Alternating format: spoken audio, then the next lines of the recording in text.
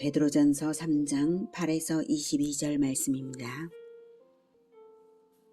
마지막으로 말하노니 너희가 다 마음을 같이하여 동정하며 형제를 사랑하며 불쌍히 여기며 겸손하며 악을 악으로 욕을 욕으로 갚지 말고 도리어 복을 빌라.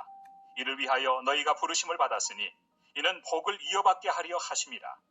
그러므로 생명을 사랑하고 좋은 날 보기를 원하는 자는 혀를 금하여 악한 말을 그치며 그 입술로 거짓을 말하지 말고 악에서 떠나 선을 행하고 화평을 구하며 그것을 따르라. 주의 눈은 의인을 향하시고 그의 귀는 의인의 간구에 기울이시되 주의 얼굴은 악행하는 자들을 대하시느니라 하였느니라. 사랑하는 형제 여러분, 10월 12일 월요일 저녁 목상에 오신 것을 환영합니다. 8장 7절까지는 성도가 복음의 말씀을 받아서 썩지 아니할 유업을 받았으니 나그네와 같은 이 세상의 삶에 미련을 둘 필요 없이 오직 말씀을 따라서 그리스도의 보온을 받아서 개인의 성결과 형제사랑으로서 연합하라는 교훈이었습니다. 8절 마지막으로 말하노니라고 마지막으로라고 하죠. 이제 8절부터 5장까지는 본서의 핵심 주제로서 성도가 이 세상에서 당하는 고난, 특히 임박한 종말에 극심하게 일어날 세상 사람들의 핍박으로 인한 고난 중에 성도의 삶의 자세에 대한 교훈을 줄 건데요. 먼저는 마지막으로 말하노니라고 하면서 이제 원론적 교훈을 주는 부분이 바로 방금 읽은 12절까지입니다. 그래서 원론적 교훈을 먼저 주고 나서 이제 그 핍박에 대하여 어떻게 대응해야 될 것인지에 대한 구체적인 교훈을 줄 거거든요. 자, 12절까지 해서 두 가지를 제시하고 있습니다. 첫째는 성도들이 서로 한 마음이 되어서 마음을 다 같이 하여서 동정하며 형제사랑으로 불쌍히 여기고 이렇게 하라고 했죠. 그래서 성도들이 서로 한 마음으로 긍휼히 여기며 사랑하라 이거고요. 둘째는 악한 자들을 악한 방법으로 대항하지 말라는 것입니다. 악을 악으로 욕을 욕으로 갚지 말라 이것입니다. 8절이 그리스도인 상호 간의 태도를 가르치고 있다면 9절은 외부의 박해자를 대하는 태도라고 말할 수 있겠죠. 이를 위하여 즉 선으로 악을 이기도록 악을 악으로 갚지 않도록 이를 위하여 너희가 부르심을 받았다. 이것이 복을 이어받게 하는 것이다 라고 말씀하십니다. 하나님이 그리스도 안에서 죄인들에게 은혜를 베푸시고 복이 되게 하심으로써 우리를 당신의 기업이 되게 하셨죠. 복을 이어받게 하셨잖아요. 성도 역시 자기에게 범죄한 자들에게 선으로 갚아야 복이 흘러가는 것이죠. 하나님의 기업이 확장되는 것입니다. 예수님과 동일한 방법으로 악을 악으로 갚지 않고 오히려 악에게 당하여 주심으로써 구원을 이루셔서 복을 이어받게 하셨잖아요. 너희들도 그래라 이러십니다. 그래야 복이 흘러가는 것이고 범죄자들에게 선으로 갚아야 복이 흘러가는 것이고 하나님의 기업이 확장됩니다. 이것이 우리를 부르심의 본질입니다. 이렇게 하라고 부르신 것입니다. 10절에서 12절은 이제 시편 34편에서 시편 34편 12절에서 16절 말씀을 인용하면서 성도가 악한 자들을 악한 방법으로 대항하지 말아야 할 이유를 보여줍니다. 10절 그러므로 생명을 사랑하고 좋은 날 보기를 원하는 자는 혀를 금하여 악한 말을 그치며 그 입술로 거짓을 말하지 말고 악에서 떠나 선을 행하고 화평을 구하며 그것을 따르라. 주의 눈은 의인을 향하시고 그의 귀는 의인의 간구에 기울이시되 주의 얼굴은 악행하는 자들을 대하시느니라 하였느니라. 여기에서 이 대하시느니라 라는 것은 대항하다, 대적하다 이런 의미입니다. 자, 원문인 시편 34편 12에서 16절 볼게요. 생명을 사모하고 연수를 사랑하여 복받기를 원하는 사람이 누구뇨? 내 혀를 악에서 금하며 내 입술을 거짓말에서 금할지어다. 악을 버리고 선을 행하며 화평을 찾아 따를지어다. 여호와의 눈은 의인을 향하시고 그의 귀는 그들의 부르짖음에 기울이시는도다. 여호와의 얼굴은 악을 행하는 자를 향하사 그들의 자취를 땅에서 끊으려 하시는도다. 여기서 생명을 사모하고 연수를 사랑하여 복받기를 원하는 것은 오래 살고 잘 되는 것을 포함해서 그것만을 의미하는 건 아니고요. 그것을 포함해서 영원한 생명과 주의 재림의 영광의 날을 의미한다고 말할 수 있습니다. 두 가지 중 어느 쪽이냐 하기보다는 궁극적으로는 영생과 그리스도의 날을 보지 못하고도 이 땅의 장수와 번영이 같이 있다고 말할 수는 없겠죠. 그래서 혀를 악에서 금하고 입술을 거짓말에서 금하고 악을 버리고 선을 행하며 화평을 찾아 따르는 이런 의인에게는 이 땅에서도 잘 되고 오래 살다가 영원한 생명을 마침내 누리고 영원한 복을 누린다는 뜻입니다. 그래서 그러한 자들에게 여호와의 눈이 의인을 향하시고 그의 귀가 그들의 부르짖음에 기울이시기 때문에 대체로는 하나님께서 의인들에게 이 땅에서도 보호와 위로를 주시고 마침내 영생으로 인도하십니다. 그것을 믿고 한때 고난을 당할지라도 선한 말과 선행으로서 화평을 구해야 한다는 것이죠. 중요한 것은 하나님의 시선이 늘 의인에게 있다는 사실입니다. 12절에 주의 눈은 의인을 향하시고 그의 귀는 의인의 간구에 기울이시되 주의 얼굴은 악행하는 자들을 대하시느니라. 그래서 아까 악을 행하는 자를 향하사 그들의 자취를 땅에서 끊으려 하시는도다 라고 시편 34편에는 나왔죠. 그것입니다.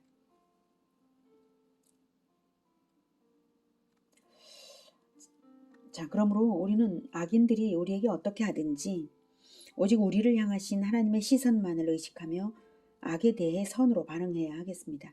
자칫 우리에게 악하게 하는 자들에게 우리 또한 같은 방법으로 돌려주려다가는 마귀의 시험에 걸려들어서 동일하게 악인이 되고 말 것입니다.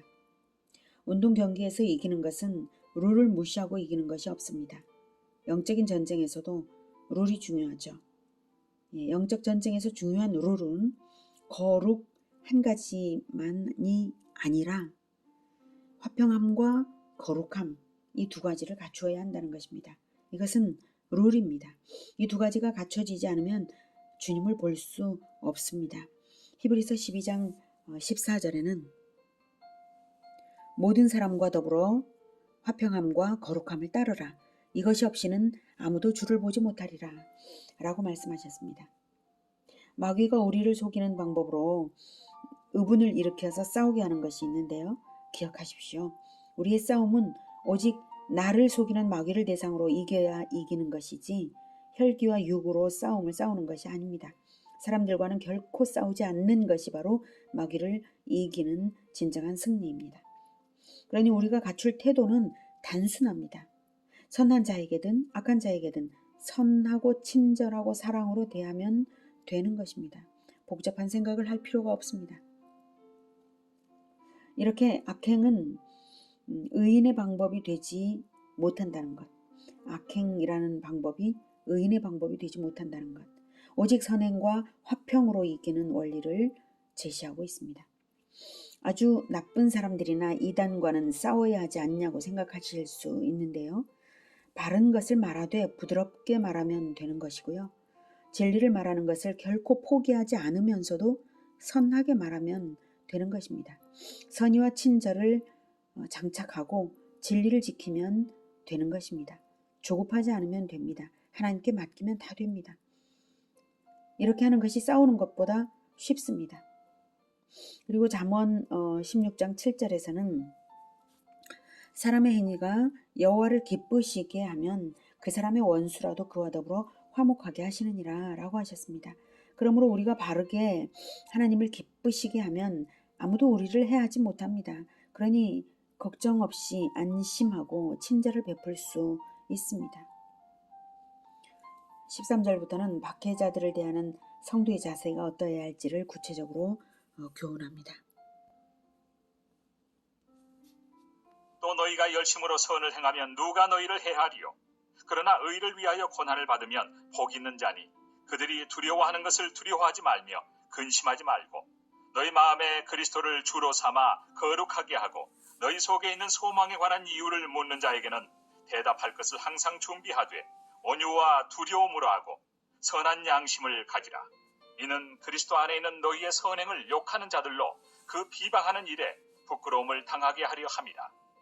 선을 행함으로 고난받는 것이 하나님의 뜻일진데 악을 행함으로 고난받는 것보다 나으니라. 박해자들을 대하는 태도로서 첫째로는 열심으로 선을 행하며 선한 양심을 가지라는 것입니다. 박해자들이 성도를 박해하는 것은 그 배후에 있는 마귀가 조종을 하는 것인데요. 물론 그들은 모르겠지만요. 마귀는 성도들로 하여금 선을 버리고 악에 빠지게 하려는 목표를 가졌습니다. 그래서 세상 사람들이 두려워하는 것을 똑같이 두려워하면 마귀에게 걸려 넘어질 수가 있습니다. 그러니 하나님 외에는 아무것도 두려워하지 말고 근심도 하지 말라는 것입니다. 그러면 어떤 상황에서든지 온유한 태도로 선으로 대할 수 있습니다. 선한 양심을 가지라는 것은 한두 번의 행위만 선으로 행하라는 것이 아니라 양심 자체가 선하면 선한 행위가 자동으로 나오게 되어 있기 때문에 양심 자체를 선한 양심으로 장착하라는 뜻입니다. 그러면 언젠가는 성도를 비방하는 자들이 오히려 자기들이 비방했던 것이 자기들에게 욕으로 돌아가고 부끄러워하게 될 것입니다. 박해를 받으면서도 선한 태도를 볼 때 그들은 성도들에게서 경이로움을 느낄 것입니다. 그들 보기에는 도무지 소망이 없어 보이는데 희망차게 살아가는 모습에 경의를 느끼면서 그래서 그들이 묻겠죠. 너희가 소망을 가지는 이유가 뭐냐? 라고 물을 때 당당하게 대답할 것을 준비해서 말해주라는 것입니다.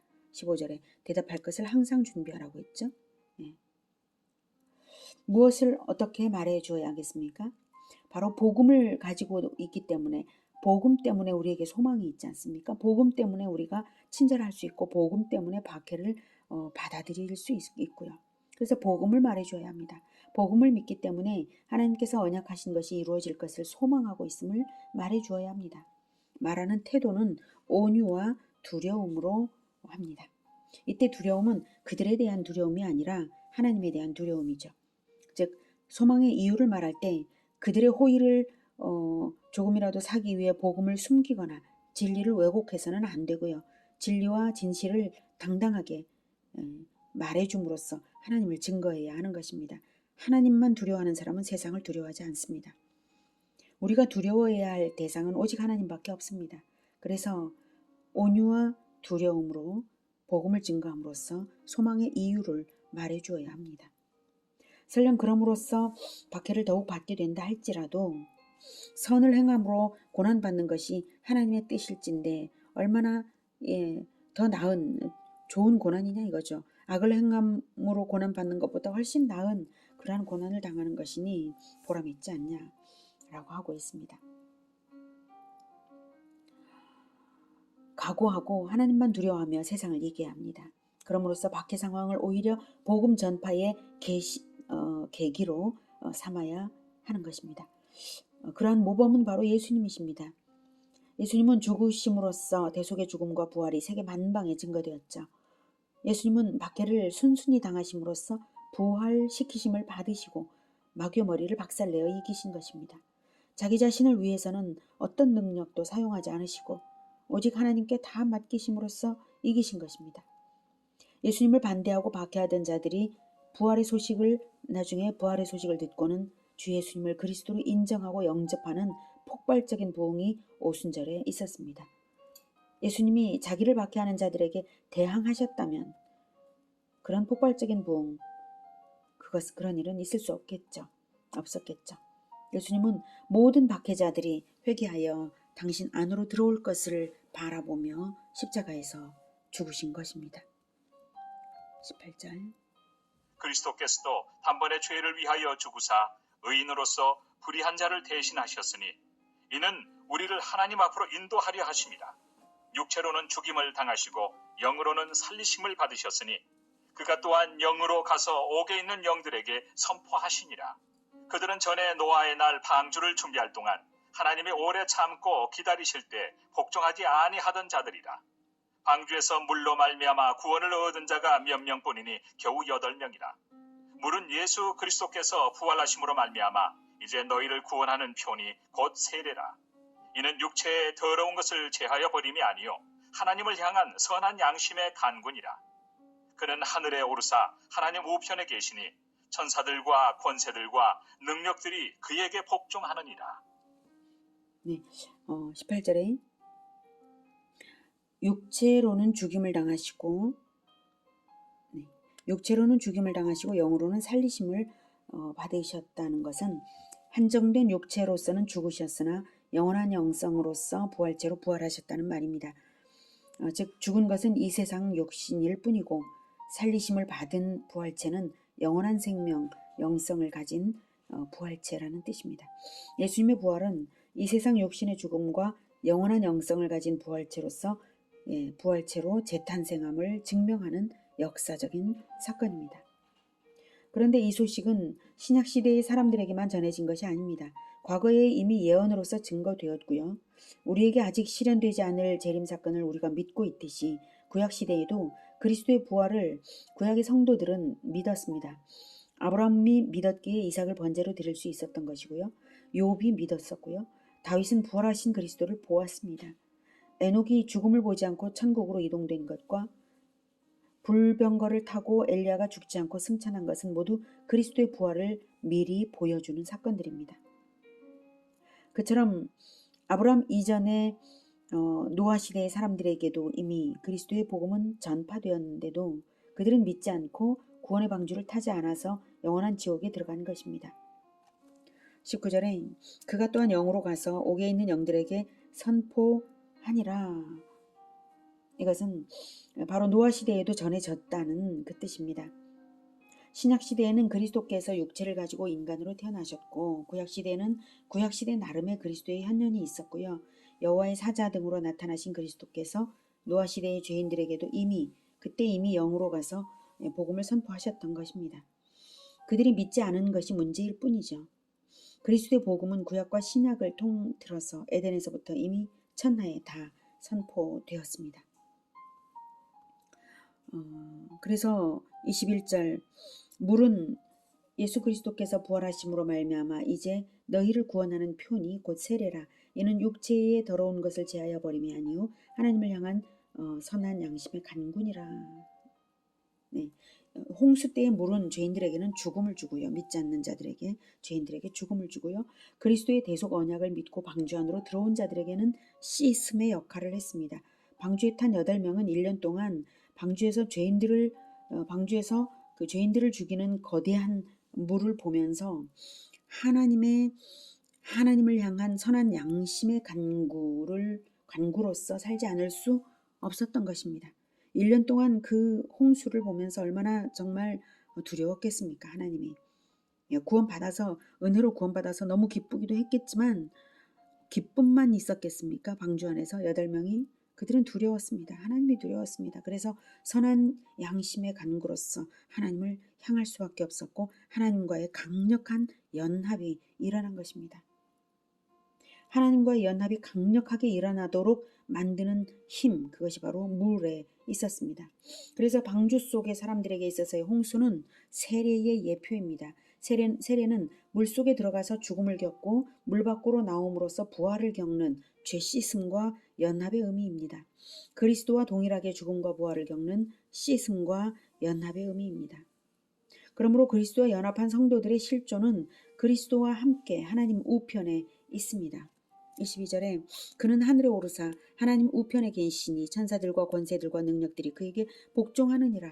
그래서 하늘과 땅의 모든 권세를 가지신 예수님께서 모든 민족에게 복음화 제자화를 하는 제자들과 세상 끝날까지 함께 하겠다고 하시지 않았습니까? 보좌 우편에 계신 그 예수님께서 우리와 함께 하십니다.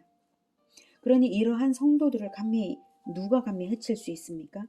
성도가 선한 양심을 가지고 믿음을 지켜 복음을 증거할 때 성도의 실존이 보좌 우편에 있고 하나님의 눈과 귀가 성도에게 가 있고 천사들과 권세들과 능력들이 그리스도께 복종하는데 죽음이 두렵겠습니까? 무엇이 두렵겠습니까? 우리가 그리스도와 연합하여 그리스도의 사명을 수행하고 있는 한 우리는 천하 무적입니다. 오직 하나님만 두려워하면서 온유하게 그리스도를 증거하는 우리 모두가 되기를 기원합니다. 기도하겠습니다. 하나님, 우리는 예수 그리스도와 함께 죽었습니다. 이 세상에 미련을 가질 이유가 하나도 없는 사람들입니다. 썩지 아니할 씨로, 복음의 씨로 우리가 구원받아서 썩지 아니할 유업을 받아서 영생을 이미 받았는데 이 세상을 두려워하면서 우리를 박해하는 자들을, 그들의 눈치를 볼 필요가 뭐가 있겠습니까? 하나님, 우리는 세상을 두려워하지 않고 오직 하나님만 두려워하겠습니다. 그래서 복음을 전하고 끝까지 말씀을 전하여 제자화하겠습니다. 하나님, 우리의 마음을 굳건하게 붙들어 주시어서 하나님 보좌 우편에 앉아 계신 예수님의 그 능력이 우리에게 늘 함께 있음을 잊어버리지 않게 해주시고 언제나 하나님의 눈과 귀가 우리를 향하여 있다는 사실도 잊어버리지 않게 하여 주시옵소서. 그리고 언제나 온유한 마음으로 우리에게 악하게 행하는 자들에게 선의로 대하며 친절하게 복음을 잘 전해주는 우리 모두가 되게 도와주시옵소서. 예수님의 이름으로 기도드립니다. 아멘. 이어지는 시간은 개인 기도 시간입니다.